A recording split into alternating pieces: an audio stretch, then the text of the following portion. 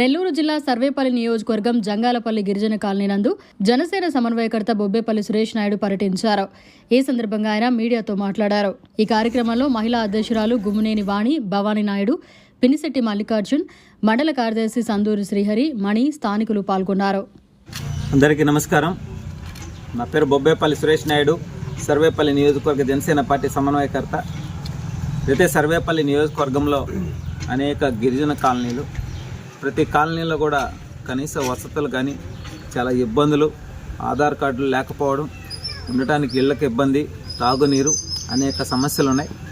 వాటన్నిటిని కూడా ఒక్కొక్క సంఘంకి వెళ్ళి తెలుసుకొని అవన్నీ కూడా ఒక్కొక్కటి పరిష్కరించుకుంటా కూటమి ప్రభుత్వంలో భాగంగా మేము అడుగులు ముందుకు వేస్తున్నాం. ఏదైతే ఈనాడు మీడియా సమావేశాలు పెట్టి పెద్ద మాటలు మాట్లాడుతున్నటువంటి వైసీపీ నాయకులరా, నేను ఒకటే చెప్తా ఉన్నా, కూటమి ప్రభుత్వం కాంట్రాక్టుల కోసము జనసేన పార్టీ ఏదన్నా నిధులు వస్తే తీసుకుందామన్న ఆలోచన కాదు. ప్రజల కోసం, ప్రజలకు ఇబ్బందులు ఎక్కడెక్కడ ఉన్నాయో అవన్నీ కూడా పరిష్కరించే దిశగా మేము అడుగులు ముందుకు వేస్తున్నాం. అదేవిధంగా కూటమిలో ఎక్కడ కూడా అవినీతి అక్రమాలు జరగకుండా అట్టడుగున ఉన్నటువంటి గిరిజనులు ఏదైతే ఉన్నారో, స్వతంత్రం వచ్చి 77 సంవత్సరాలు అవుతుంటే ఇంకా తాగడానికి నీళ్లు లేక, ఓటర్ కార్డు లేక, ఆధార్ కార్డు లేక, ఉండటానికి ఇల్లు లేక, బిడ్డలని బడికి పంపించుకోలేక అనేక వసతులతో ఇంకా ఇబ్బందులు పడుతూ ఉన్నారు.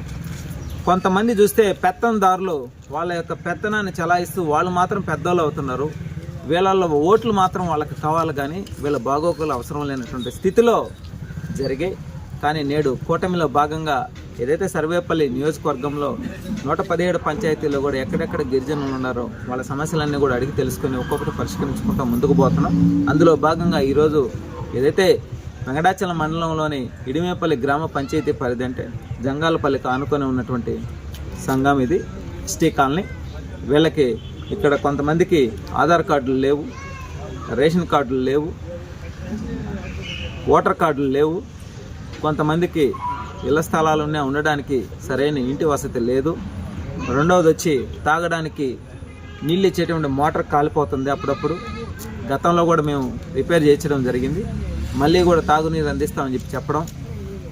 శ్మశానం, వాడుకునే శ్మశానం స్థలం ఆక్రమణకు గురైపోతుంది, దారి కూడా లేనటువంటి పరిస్థితి అని చెప్పి ఇక్కడ స్థానికంగా ఉన్న వాళ్ళందరూ కూడా తెలియజేయడం జరిగింది.